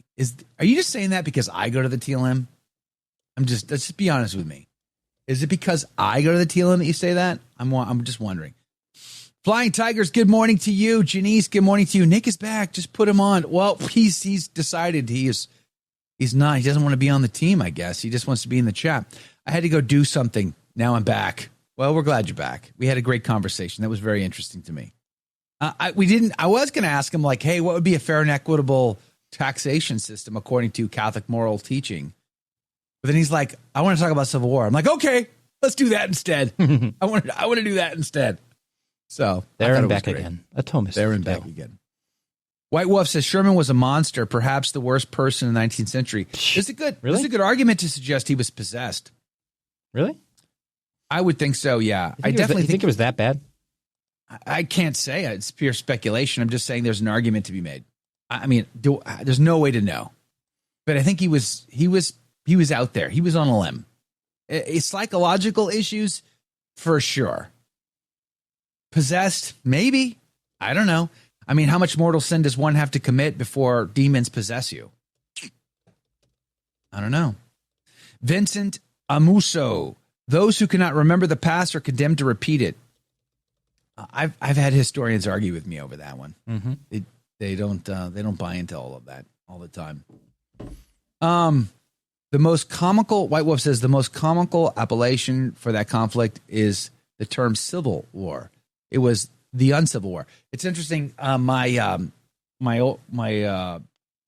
oldest middle son, not my oldest son, but my oldest middle son, John Paul, he loves to do ancestry research. So I have an account with Ancestry.com, and he does a lot of research, and he's always looking up our relatives.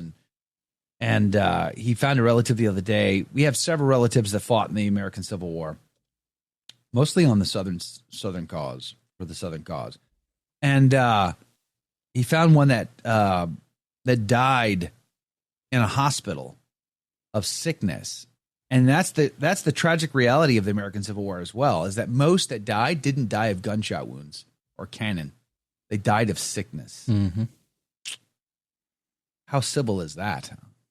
Not Well, very. that's, I think, common for pretty much all wars. How horrible, huh? I know. It is. War is wrong. War is horrible. Unfortunately, it happens. I'm not a pacifist, but at the same time, boy, would I love to avoid them. Who is like God? Good morning to you. Says, as a Catholic, how would one handle going to war against a side that would potentially have fellow Catholics on it? Is there any writings on how Catholics handle this dilemma during the U.S. Civil War? Yes. In fact, the Irish in particular, the Irish Brigades, there's folk songs written about this very fact. I mean, they're not emphasizing the Catholic angle, but at the same time, these were all Catholics fighting on both sides of the conflict, fighting against each other. And there's that famous scene in Gettysburg where they depict this, where the Irish were charging at Gettysburg against the Irish in the North. And they had to cut their own brothers down. And it's heart-wrenching and heartbreaking. And here's the thing about the American Civil War was the Vatican itself was split on this issue. It didn't, and there's where is my son has stolen all of my good Civil War content, my books. He's got the entire library in his bedroom. Dagger John, you should look up the book Dagger John. It's about the Archbishop of New York during the American Civil War. There was as the sides were lining up against each other, each side sent their Catholic bishop overseas to lobby for their causes. Dagger John would go to many places, to include Ireland, where he would recruit boatfuls of Irish young men to come back to America. When they got to the New York harbor, they had been promised jobs. Well, guess what? We have a job for you. It's called the American Army. Sign here, and you'll be a citizen after your service. So a lot of people felt like Dagger John, who did have some good qualities, by the way. He wasn't all bad. But he has that name Dagger for a reason. Dagger John was being disingenuous and manipulative for the Northern cause. He would famously write the American Congress, who was telling the Americans that we're fighting to free the, quote, darky, close quote. Dagger John would tell them, stop telling people that they're fighting to free the darky. Nobody cares about the darky. Tell them they're fighting to keep the Union together. This was Dagger John. The Southern cause, however, had favor at the Vatican. Jefferson, the president of the Confederates, he had sympathies towards the Catholic because he had gone to Jesuit school. He had sympathies for the Catholic cause, and he actually was winning some sympathies out of the Vatican itself.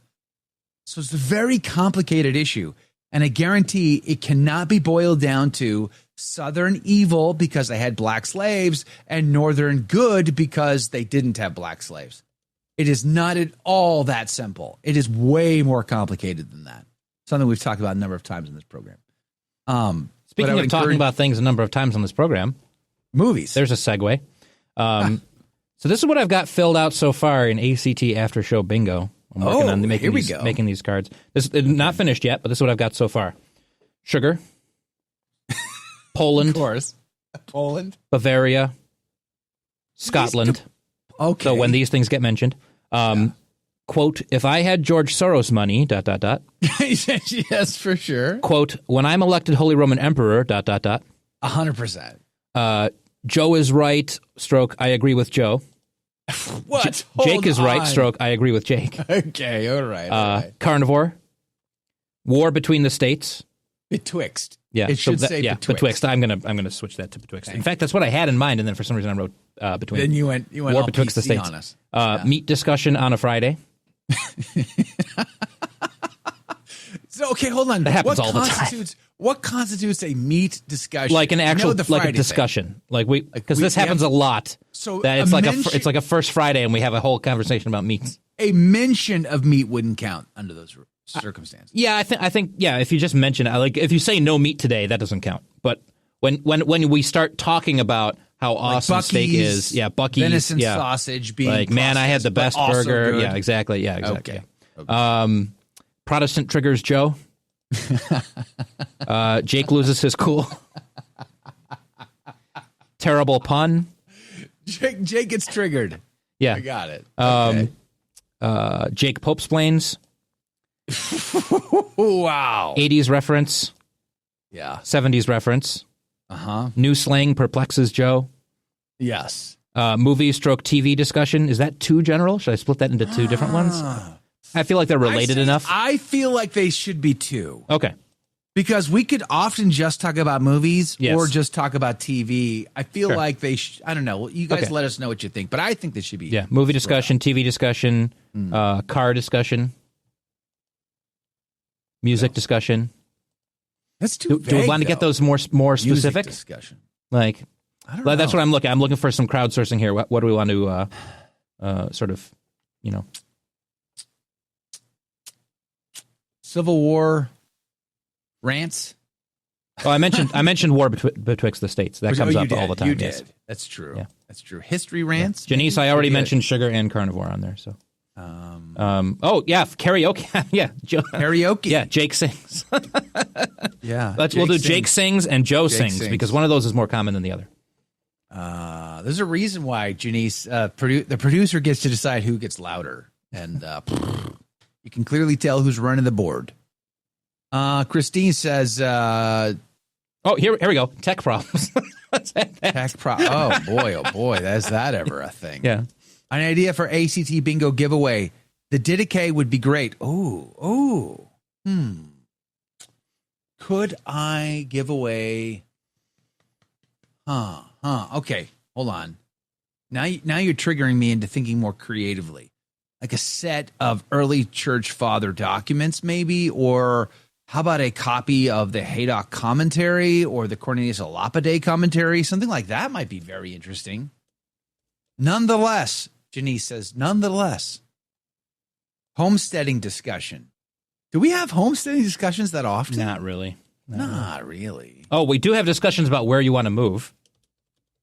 Guest no-show. Joe, I'm going to put Joe wants to move. Yeah, is this after show bingo or is it show bingo?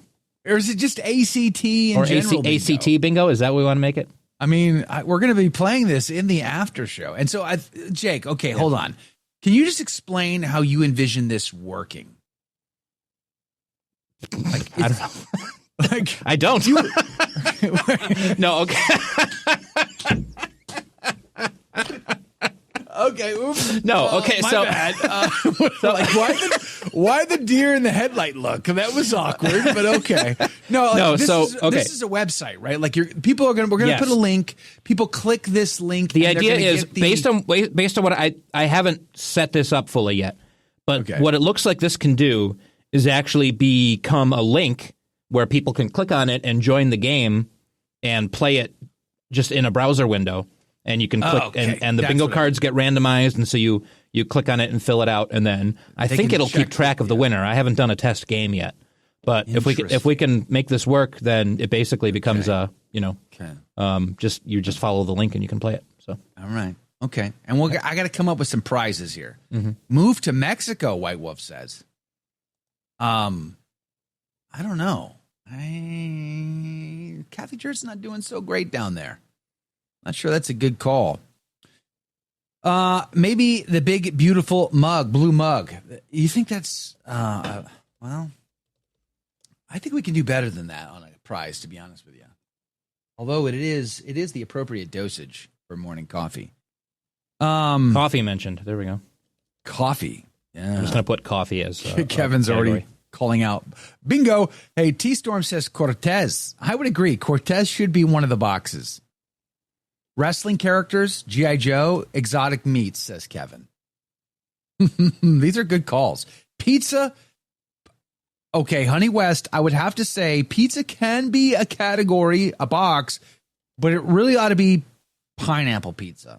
Wrestling reference. If we're being honest, it should be pineapple pizza, should be one of the boxes. Here I was thinking, Jane says, that bingo would go all week. Do we have enough time to do one in the show? No, it'd have to be in the after show, I'm guessing.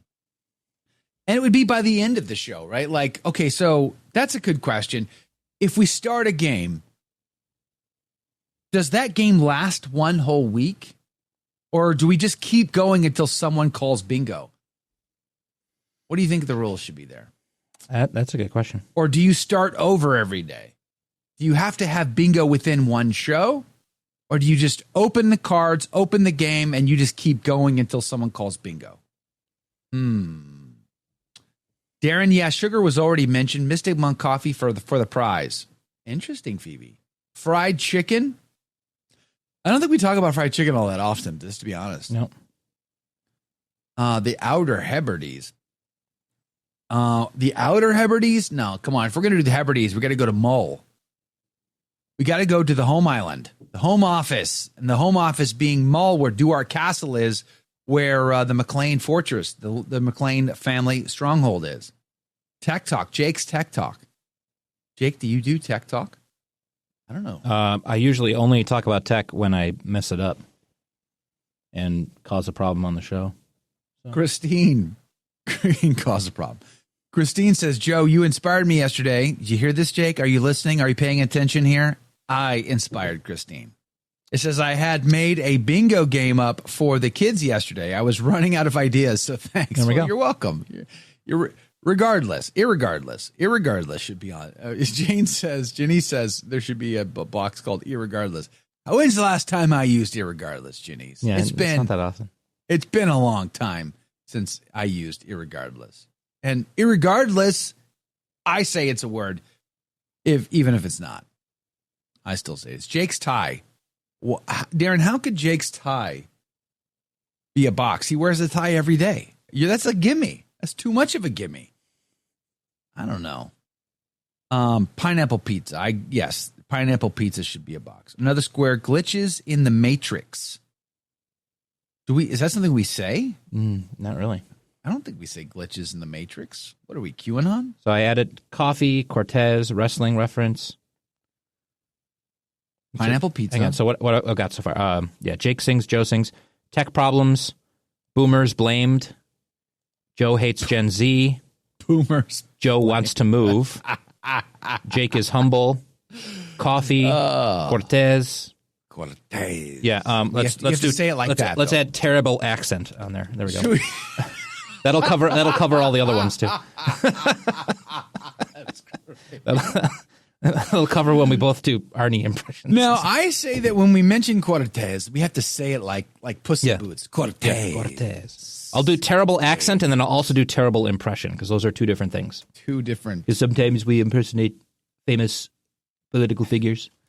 And then other times I just put on a fake accent, and it's terrible. Yeah. Get off my lawn? That's a good one. I like that. Yeah. Get off my lawn, you whippersnapper. Joe does say that a lot. Silent letters. Ooh. Yes. Me complaining about silent letters would be good. Yeah, silent letters. Adding that. Or like today in one of the news items, the poor grandma from Scotland who's now being punished by, no haggis, no brew for her, iron brew for her for a month because she protested abortion. But her name is spelled Doherty with a CH. Was a K not available at the time you decided this? I mean, like, what? Why are we doing that? Why? Explain to me why we use two letters when we can just use one and call her done and actually communicate the sound that the reader needs to use to be able to say it correctly. I don't understand. But as Holy Roman Emperor, I promise you, I will correct all of these things. See, we'd be at bingo already just on that one rant. No, when your connections go awry. Awry. Yeah, Holy Roman Emperors were already one of the boxes. Yep. When Joe says, pray to you, Lord Jesus Probably Christ. Praise. Praise. Yeah, he says that every show. So that every show, that's a gimme. Yeah, it's a gimme. That counts in the AC free space that I have in the middle. Oh, you do have a free space? Yes. Okay. The AC free space. Yeah, maybe I should call it praise. Well, but it would. Well, I don't know. Because it's a free space. It's in the middle always. It's a free space. Let's let them have it. Yep. That's what I was saying. Maybe I should just call it that because that happens every show. It's where you say, praise be to Jesus. When Joe's brain doesn't work properly, what are you trying to suggest, Tim H? Again, we already have a free space. What Why are you such? What do you mean? Explain to me. Well, like my brain doesn't amuse you. It doesn't entertain you. Like what exactly is my brain? I'm teasing, of course. Yeah, my brain doesn't work often.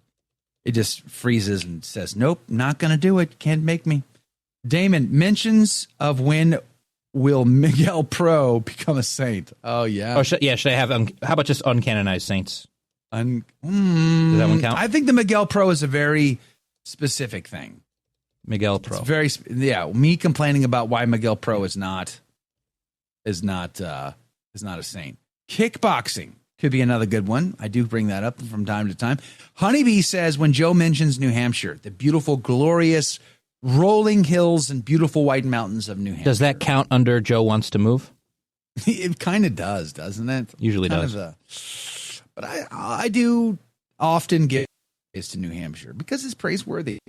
Go with it. Just go with it. Let that sink in. Let that sink in. Good yeah, calls. That's a good one. Let that sink in. Tradish Mom, good morning to you, Lynn Pine. The documentary film Hold That Thought Honey-Do List. Oh, the documentary film. That's a good one. Hold That Thought is a good one.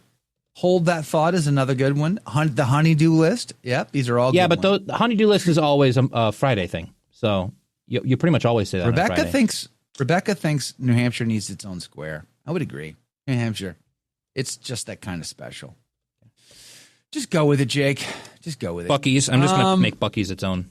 Buc-ee's is its own square. Yep. I don't mention Buc-ee's often. How about Texas reference? By the way, does that count? Texas reference. Because you either talk about Texas, maybe it's Buc-ee's. Buc-ee's would count as that, as a Texas reference. Yeah. Right? White Wolf, New Hampshire is completely surrounded by Canada, New York, and Massachusetts. Vermont, you missed Vermont. Vermont's there. Maine, hello, Maine. They're all surrounding. This is why it's like fighting behind enemy lines in New Hampshire. It's a rough go of it. Maryland is better than New Hampshire. Unlimited deer here. Phoebe, you keep what? Okay, do you have a farm that I could call the herd on? Then give me the address because we're coming up this fall. I've got nowhere to hunt this year, so trust me. You're like you're stepping on the button that's going to trigger me. Tradish Mom, someone with a Scottish background complaining about silent letters makes me chuckle. Yeah, well, what are you going to do? Joe saying I have a book on that. I probably do, though. Do I have a book on bingo? I bet my wife has a book on bingo. I don't, but I bet my wife does. Joe and the Marines. Okay. I can see that coming up on a semi-regular basis. Right here in your own backyard. I say that often. Joe, there are 1 billion wild pigs running loose with no tag limit. You can't just kill a pig anywhere you want. That's the challenge. Yes, there are pigs everywhere, but it's Texas. Everything is private property. Your neighborhood has HOA rules that prevent you from shooting pigs. It's not that simple. This is the problem with Texas. New Hampshire, speaking of which, has much more public land opportunity than Texas does. And it's a fourth of the size. I mean, it's just insane. Jane, Joe saying his son stole a book. That's, well, not just my son, but my kids. They steal all my best books. I had to go and buy another copy of Jesus and the Jewish Roots of the Eucharist the other day because, every copy I've owned is somehow gone missing. It's no bueno. Just rustle them down and break their necks. Wow. Oh, sounds a wee bit on the rough side, but okay. If that's good parenting advice, I'll try it. You and Rick Barrett can come. Who's Rick Barrett? Is that a name I'm supposed to know? Do you know who Rick Barrett is, Jake? I do not. I know who Sid Barrett is. Huh. I'm going to have to look Rick that Barrett. up. It sounds familiar, but I might be thinking of someone like I'm supposed to know who that is. Pigs don't sweat. They are gross. That's true. They are. Walk and talk. Janice says walk and talk. I did a walk and talk yesterday on the Voice of Reason guy. Yeah, but that you guys are Joe interested. usually doesn't walk and talk on the after show, though. I don't. It's true. I sit and talk. Like I really think this should be after show bingo because it's ACT. The after show goes in so many different directions that makes it more bingo relatable. You know, stuff that Joe does on the show is more regular. You know, like and Jake. You know, and I'm not on the show. I think our insiders should play a role here. What is there anything that our insiders do that can also be a box? T-Storm text wall.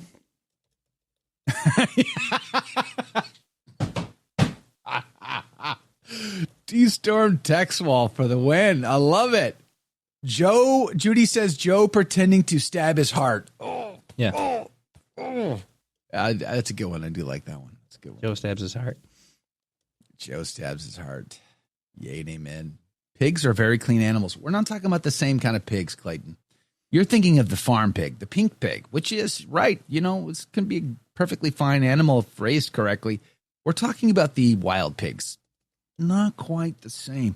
The armed Catholic, that's who Rick Barrett is. Oh, okay, cool. That's awesome. We should get him on maybe. I'm going to put only Sci-Fi Mike gets Jake's reference. That happens a lot. That's right. The garbage plate.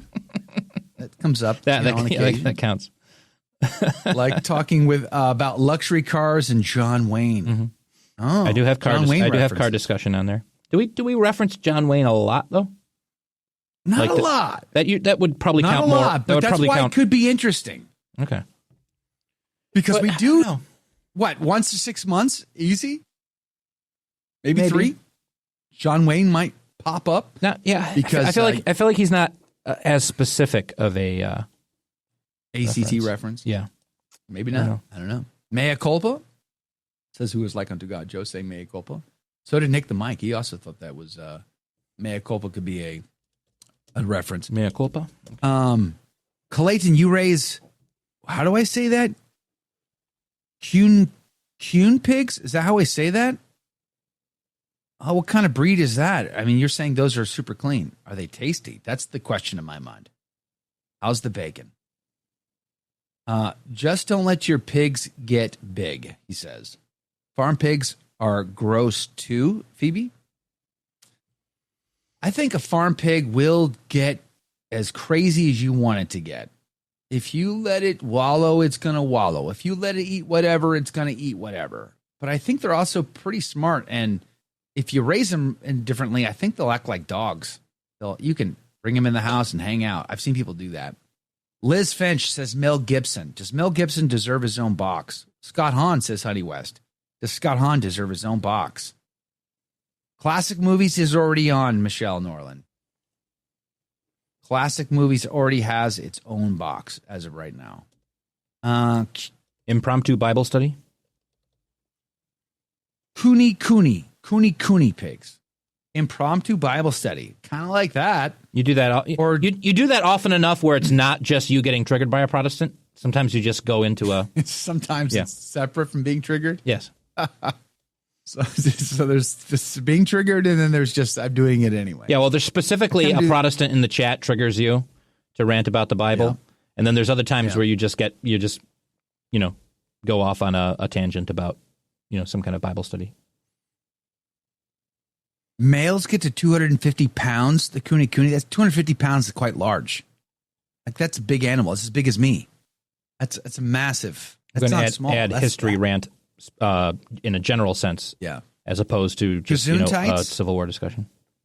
The Gazoon tights. The Gazoon tights. I do that. That's my shtick. M&Ms. I don't. Come on, Jane. When's the last time I brought up chocolate covered peanut M&Ms? Yeah, not very. It's not that often. Not that often. Say, God bless you. Safe travels, Helen Grace. God bless you. Thanks for hanging out with us. It will be interesting to hear all those discussions between John Wayne and Adolf Hindenburger come Judgment Day. Who's Hindenburger? I don't know who that is. That should tell us where a lot of the bodies are. I don't know who Adolf Hindenburger is. I got to look that up. Michael J.C. Doe. Joe, why are the Masoretic texts not preferable to the texts that the Septuagint and the Vulgate are based on? Well, that's a good question. I don't know that I have an answer for you. I'm not that. I don't have that level of scholarly understanding. But I would, my first pass at it would be to suggest that the great Saint Jerome, patron saint of all biblical scholars and curmudgeons, he went through the effort of living in the Holy Land as a hermit and studying all the oldest resources available at his time, listening and hearing the arguments based on various texts. And because the Pope had asked him to do so, he compiled the Latin Vulgate based on those documents. And because he sorted through all of that and he came back to the Septuagint, I think there's something to that argument. I would also suggest that, the Protestants who've thrown out the deuterocanonical books out of the Old Testament, Martin Luther himself tried to throw out the Gospel of John and the Book of Revelation and others, the letter to James. The Protestants were notorious for wanting to pick and choose their Bible as they saw fit to help bolster their arguments, their weak arguments. But nonetheless, Holy Mother Church from the earliest days had an opinion on this. If you read the Muratorium Fragment from about 150 AD, go Google the Muratorium Fragment. I know you don't know how to spell it, neither do I. Just Google it, you'll find it. Muratorium Fragment. And it's just a piece of the letter that gives you insight into the debate happening in the 2nd century AD over which books were in the Bible and which ones were contested in the 2nd century AD. It wouldn't be codified until 398 in the Council of Carthage in North Africa.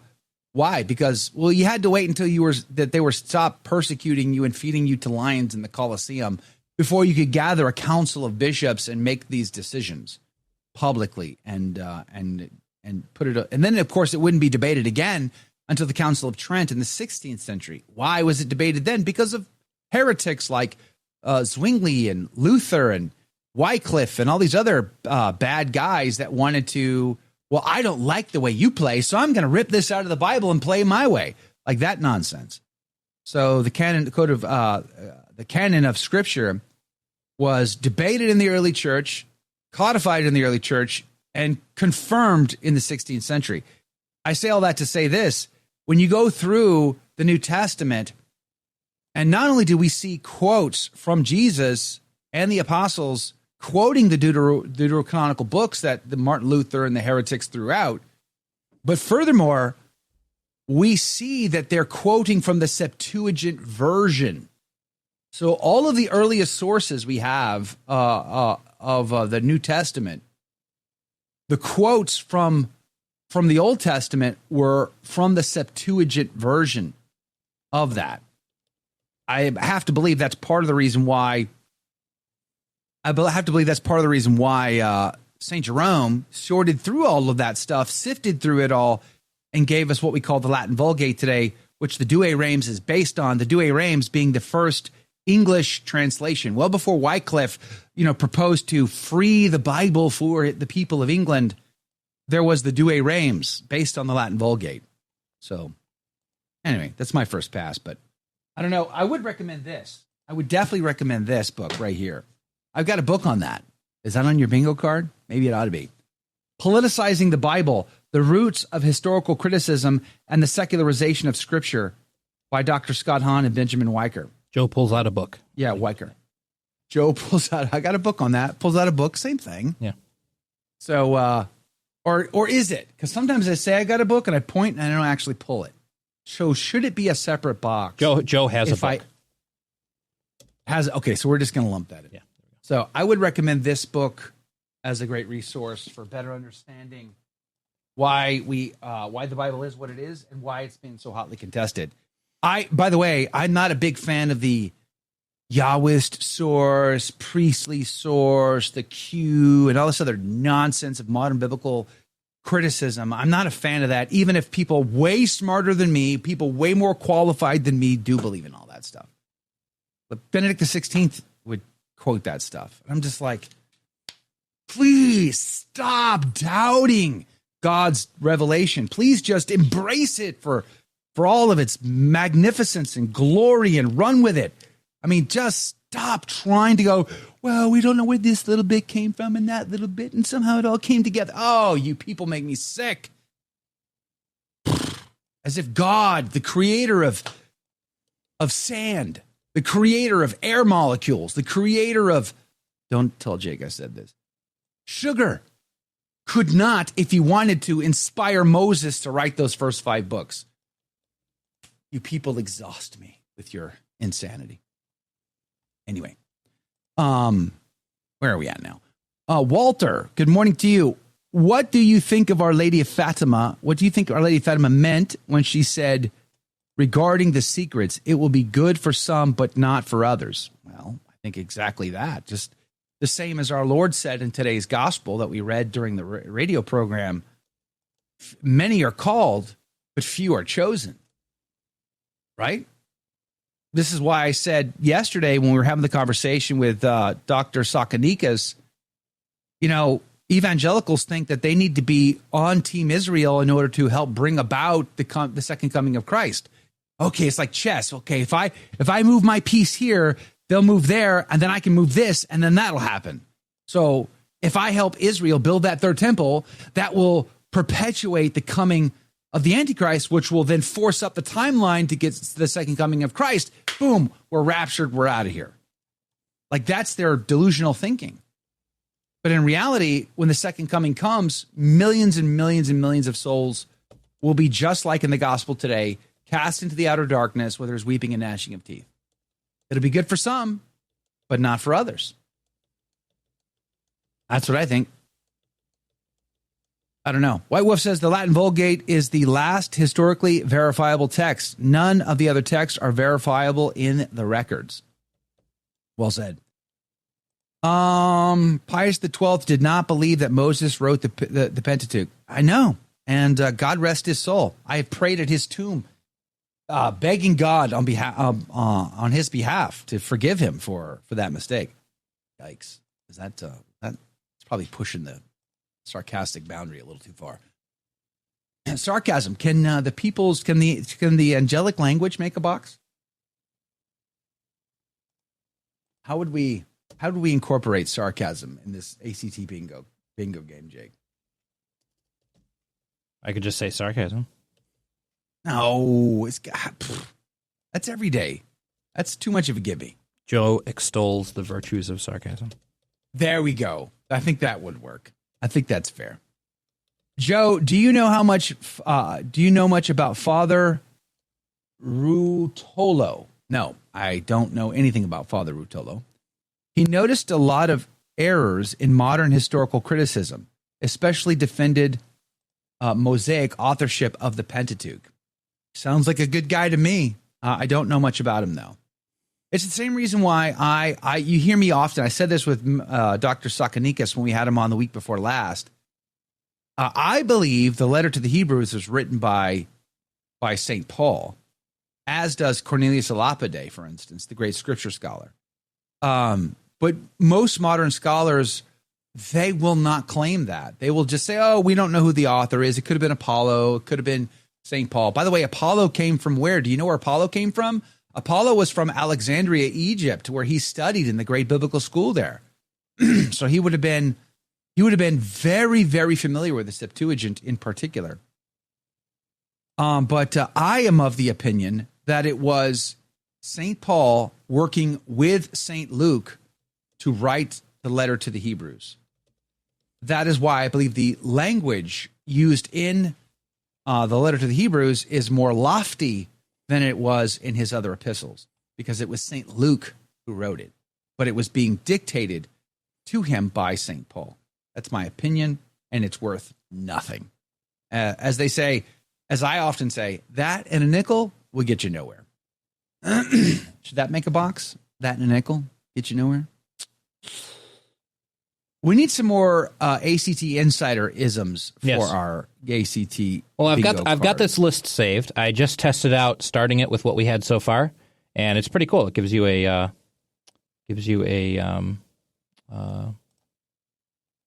virtual bingo card that you can click on things and fill out. It looks like it's maxing out at 5x5, and it just selects randomly from our list of all the bingo things because we have way more than normal. We could have 1,000 things, and it would still just pick from I the think it'll entire do list. a randomized, so. Which is good, right? I mean, this site gives us 30 free ones, so only 30 people could play it, though. So might have to possibly look into some different site that gives us more if we want more than 30 people to play. But I think this is promising. We definitely have a good list going, and if we want to add some more, we can, and then we'll come up with our final version to play. So when do we start? When's the first game? What are we talking about? I don't know. We got to decide. We do? We got to decide when we start. Like, is it ready to go? Like, you're going to test it, I guess. And once you've had a successful test, then when is the list finalized? Is the list finalized yet? I don't know that it needs to be finalized. We can always add to it. Okay. Right? Okay. We can just start and add to it. How about in that case, then we could play tomorrow with 30 people right now, but only 30 people would be able to play. Okay. I want to go back to what we asked earlier. I think we have to decide, do we open a game up on a Monday and let it ride through Friday, and it just to the first person calls bingo? So that way we're not like, because if we just played it tomorrow, we'd be so focused on trying to hit every one of those things so that we could get a winner. Why don't we not worry about it? Start the game on Monday, let it ride until we get a bingo. What do you say? And then we just have normal conversation. And then it's up to y'all to like pay attention and start, getting your daubers and start doing your daubing. But it's gonna be a website you're gonna be clicking. Good luck getting the two of us to remember that something was mentioned to prevent cheating. Honor system, people. Okay, honor system. You don't like you just be honest and just play the game correctly, and then I guess they're gonna come up with a prize. I'll be thinking about it. We'll see you tomorrow. Bishop Strickland's back. We'll see you then. God love you. God bless you. Have a great day.